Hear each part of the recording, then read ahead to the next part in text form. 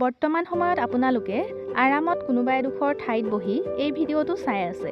কিন্তু মই যদি আপোনালোকক কওঁ আজি আপোনালোকে যিডোখৰ ঠাইত বহি আছে সেই ঠাইডোখৰ আজিৰ পৰা বহু কোটি বছৰৰ আগতে ৮৫০০ ডিগ্ৰী তাপমাত্ৰাত উতলি আছিল, নহয়তো যি ঠাইত আপুনি বহি আছে সেই ঠাইডোখৰ লাখ লাখ বছৰ বৰফেৰে ঢাক খাই আছিল।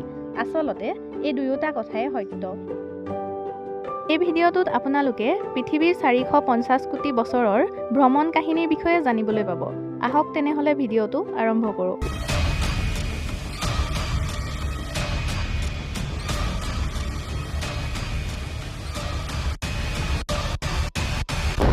আজিৰ পৰা প্ৰায় ৪৫০ বিলিয়ন বছৰৰ আগতেই পৃথিৱীখনৰ সৃষ্টি হৈছিল। সেই সময়ত আকাশত সিঁচৰিত হৈ থকা ধূলিকণা আৰু বিভিন্ন গেছসমূহে মধ্যাকৰ্ষণ শক্তিৰ প্ৰভাৱত একগোট হ'বলৈ ধৰিছিল আৰু এসময়ত প্ৰচণ্ড শব্দ কৰি ই বিস্ফোৰিত হৈছিল। বিস্ফোৰণৰ ফলত সৃষ্টি হোৱা টুকুৰাবোৰৰ এক বৃহৎ অংশই সূৰ্যৰ সৃষ্টি কৰিছিল।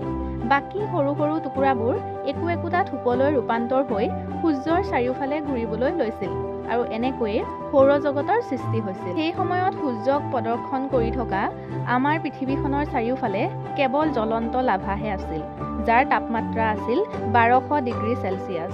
সময় অতিবাহিত হৈছিল আৰু এসময়ত ১৫ কিলোমিটাৰ প্ৰতি ছেকেণ্ড বেগত অহা থিয়া নামৰ এটা গ্ৰহই পৃথিৱীখনক খুন্দা মাৰিছিল। এই সংঘৰ্ষৰ ফলত সৃষ্টি হোৱা কিছু টুকুৰা মধ্যাকৰ্ষণ শক্তিৰ প্ৰভাৱত একগোট হৈ পৃথিৱীৰ চাৰিওফালে ঘূৰিবলৈ লৈছিল আৰু এনেকৈয়ে পৃথিৱীৰ একমাত্ৰ উপগ্ৰহ চন্দ্ৰৰ সৃষ্টি হৈছিল। ইফালে মধ্যাকৰ্ষণ শক্তিৰ প্ৰভাৱত পৃথিৱীৰ উত্তপ্ত পদাৰ্থসমূহ কেন্দ্ৰলৈ সংকুচিত হ'বলৈ ধৰিছিল আৰু পৃথিৱীৰ উপৰিভাগ ক্ৰমান্বয়ে চেঁচা হ'বলৈ লৈছিল। সেই সময়ছোৱাত বহুতো সৰু ডাঙৰ উল্কাপিণ্ডই পৃথিৱীখনক আঘাত কৰি আছিল। কিছুমান বৈজ্ঞানিকে ক'ব বিচাৰে যে পানী আৰু খনিজ পদাৰ্থসমূহ এই উল্কাপিণ্ডসমূহেই পৃথিৱীলৈ লৈ আহিছিল।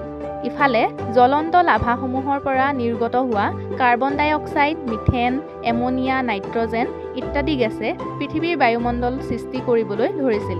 পৃথিৱীৰ তাপমাত্ৰা লাহে লাহে কমি গৈ বৰষুণ হ'বলৈ ধৰিছিল।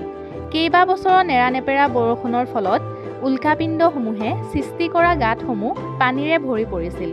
এইবোৰ পিছলৈ সাগৰ মহাসাগৰলৈ ৰূপান্তৰ হৈছিল। ক্ৰমান্বয়ে শীতল হৈ অহা পৃথিৱীখনত পানী আৰু বিভিন্ন গেছ উপলব্ধ হোৱাৰ ফলত পৃথিৱীত এককোষী জীৱৰ সৃষ্টি হৈছিল, যিবোৰে সূৰ্যৰ পোহৰৰ সহায়ত খাদ্য প্ৰস্তুত কৰিছিল। পৰৱৰ্তী সময়ত এনেধৰণৰ প্ৰক্ৰিয়াসমূহৰ পৰাই অক্সিজেন গেছৰ সৃষ্টি হৈছিল।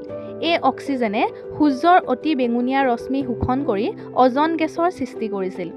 অজন গেছে পৃথিৱীৰ উপৰিভাগত অজন স্তৰৰ সৃষ্টি কৰি সূৰ্যৰ অতি বেঙুনীয়া ৰশ্মি পৃথিৱীলৈ অহাত বাধা দিছিল, যাৰ ফলত পৃথিৱীত উদ্ভিদ আৰু অন্য জীৱৰ সৃষ্টি হ'বলৈ আৰম্ভ হৈছিল।